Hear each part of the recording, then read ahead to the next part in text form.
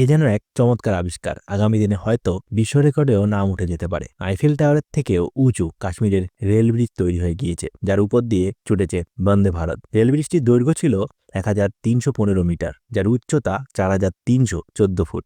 Rail ব্রিজটি নির্মাণে খরচ হয়েছে 1486 কোটি টাকা। ব্যবহার করা হয়েছে 25,000 টন ইস্পাত। প্যারিসের আইফেল টাওয়ারের থেকেও এই রেল ব্রিজের উচ্চতা অনেকাংশে বেশি। ভূমিকম্পের প্রতিরোধক হিসাবে গড়ে তোলা হয়েছে এই রেল ব্রিজকে। 266 কিমি প্রতি ঘন্টায় ঝড় বইলেও তা সহ্য করতে সক্ষম হবে এই রেল ব্রিজটি। কাশ্মীরের রিয়াসি জেলার চন্দ্রভাগা নদীর উপরে নির্মাণ করা হয়েছে এই অসামান্য রেল ব্রিজটির। বিশ্বের সর্বোচ্চ উঁচু রেল ব্রিজ এখন এটি। 2004 সাল থেকে 2020 সাল পর্যন্ত চলে নির্মাণ কার্য।